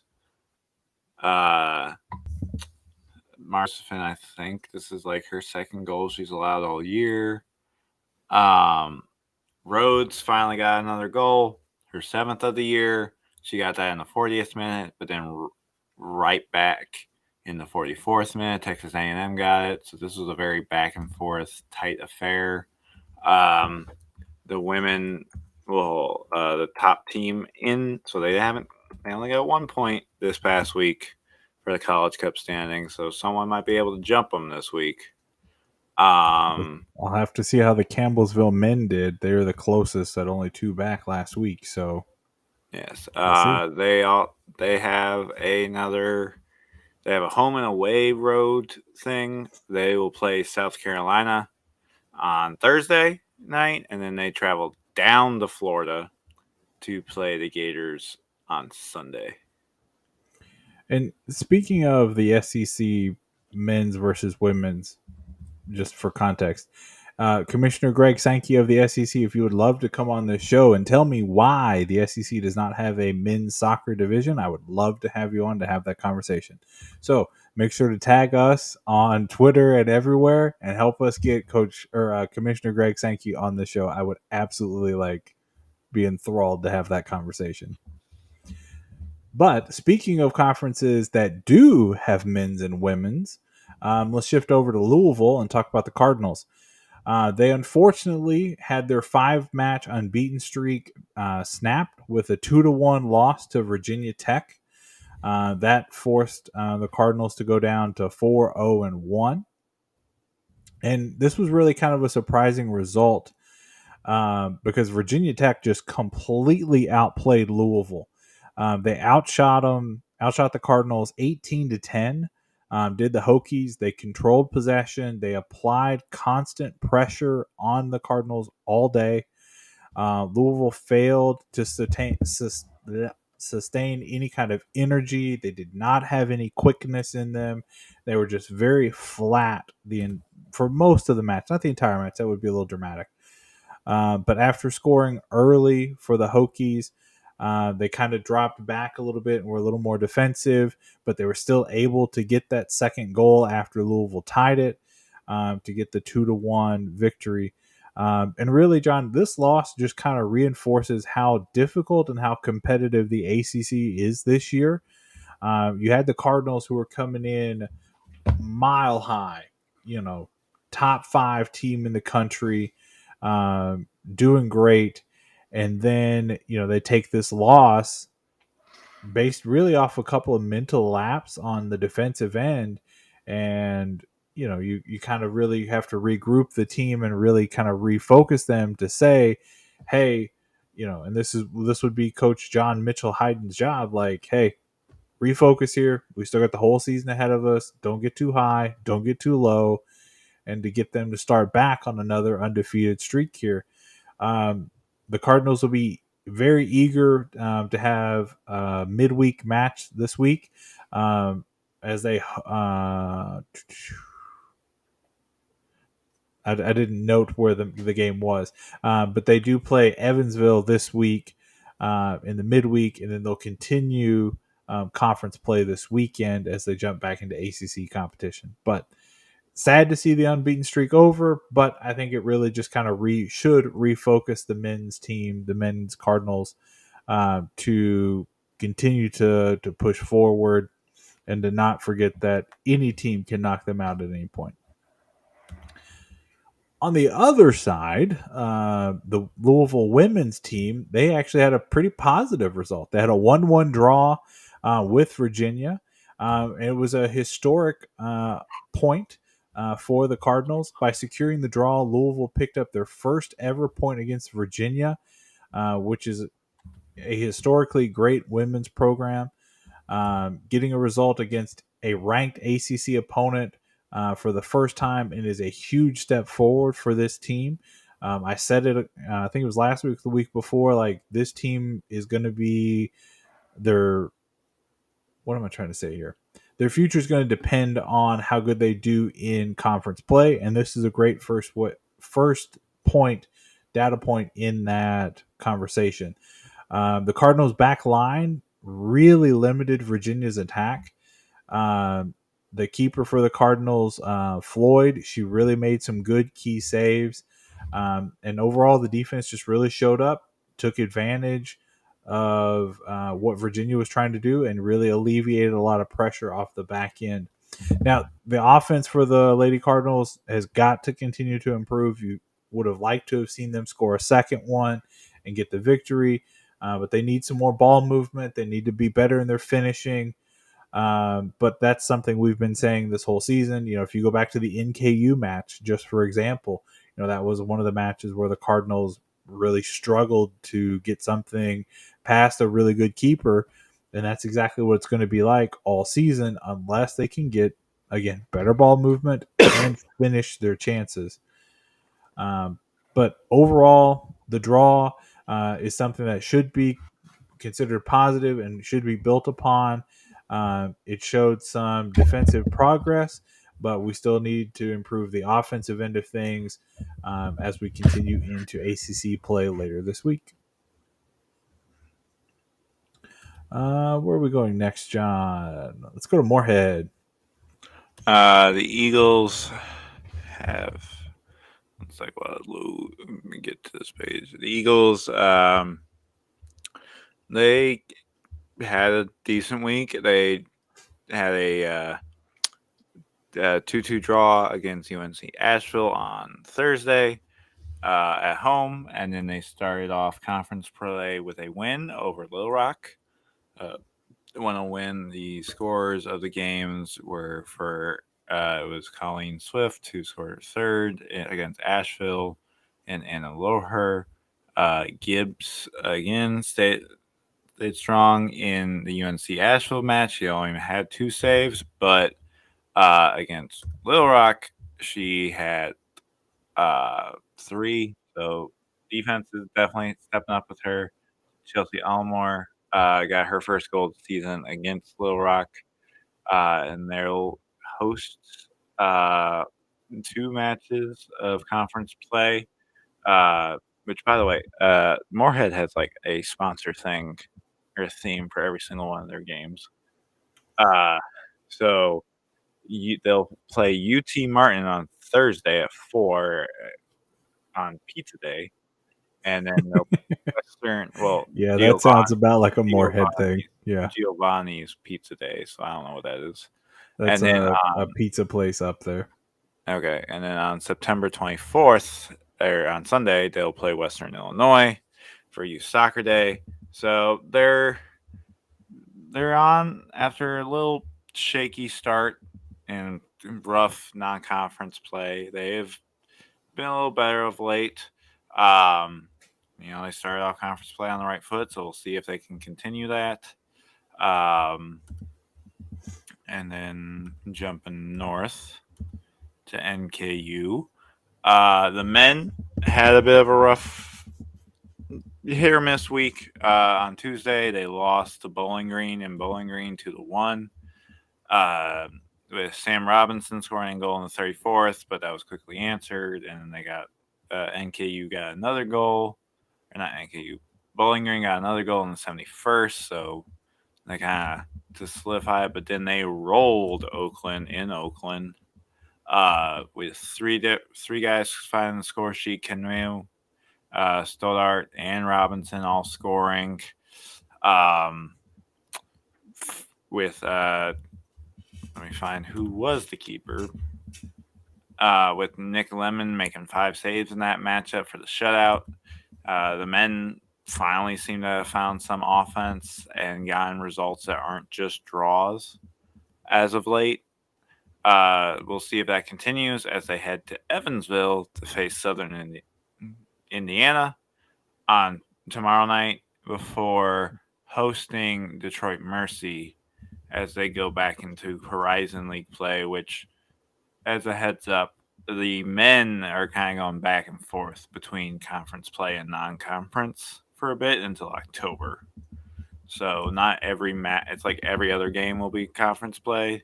It's like the weekend games are conference play, right? For the most part. Yes. So for some reason they're doing this thing of playing Tuesday games, like doing a Saturday, Tuesday type thing. The Tuesday matchups are non-conference. So the Southern Illinois, Indiana matchup will be non-conference. The Screaming Eagles. The women, as we've touched a bit on in our interview with Coach Sheehan, their shutout streak ended at 5 matches against IUPUI in a 1-1 draw on Thursday, and then they lost for the first time since their actual season opener, like their legit one, to Youngstown State to open for their second Horizon League game in Youngstown. That was more of a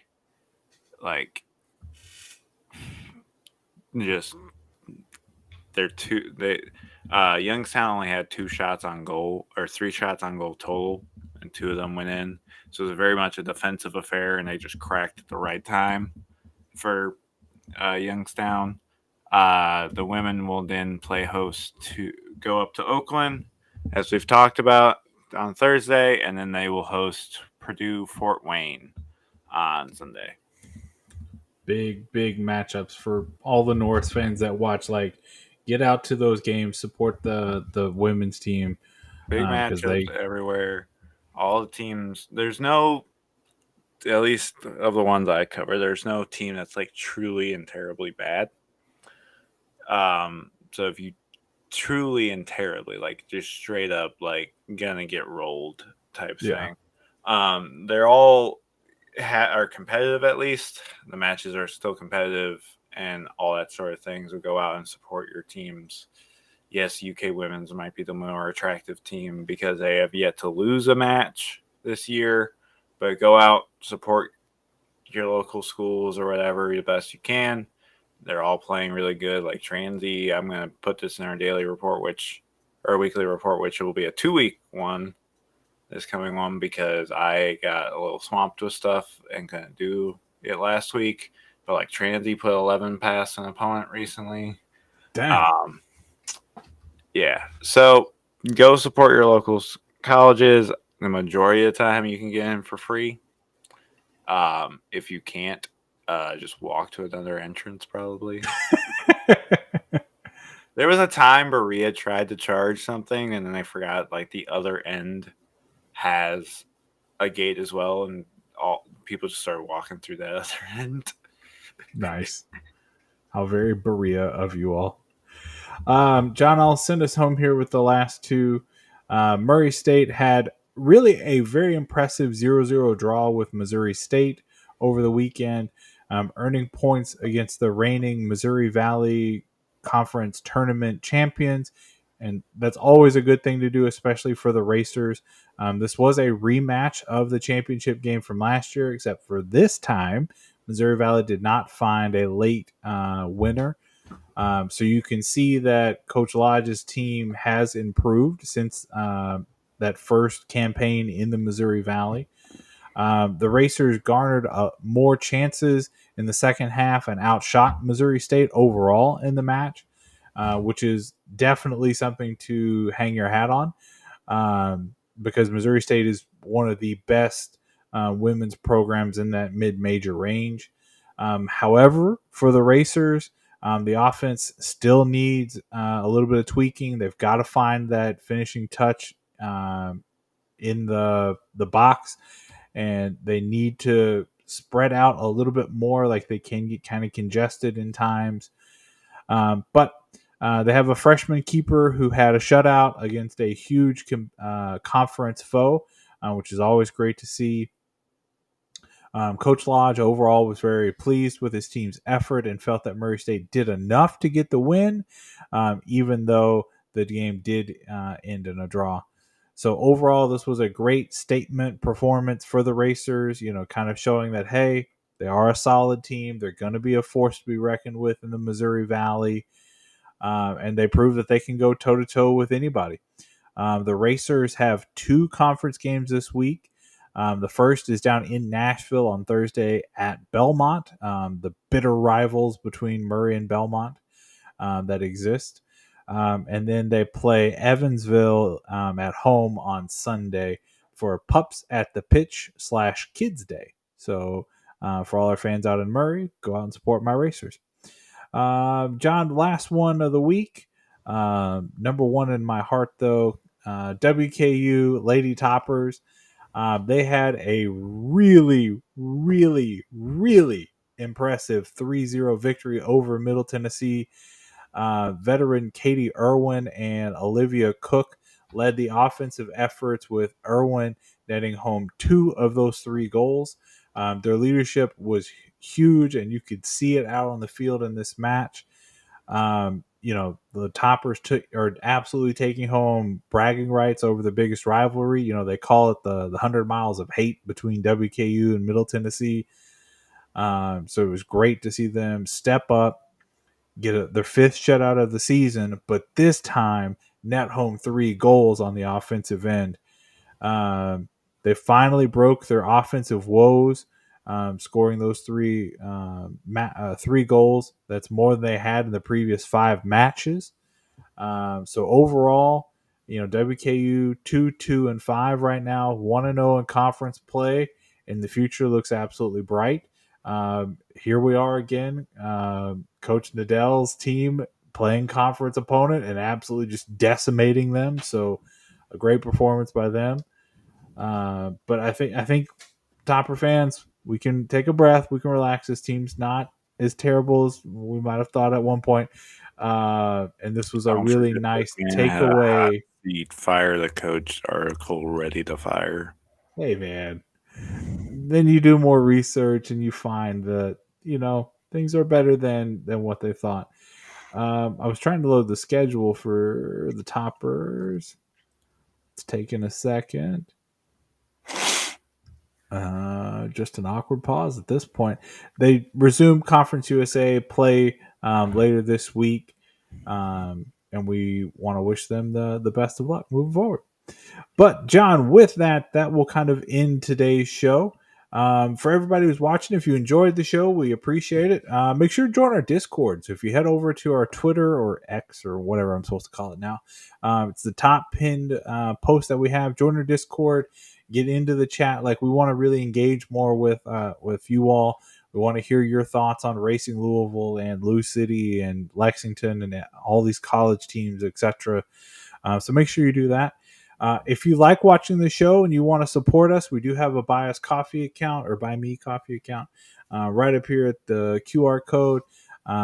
Feel free to scan it. All our content's always going to be free, but the donations really do help, and we really appreciate it. But as always, John, we thank everybody for supporting us. Make sure that you follow us on all of our social media platforms: Instagram, Twitter, TikTok. Handle is at BG Soccercast. And give us a listen on all your favorite podcasting platforms like Spotify, Google, Apple, YouTube, and so many others. While you're there, please make sure to rate, like, subscribe, follow, share, and just help us grow this platform that we've created. But I'm Jimmy. That's John. And we will see you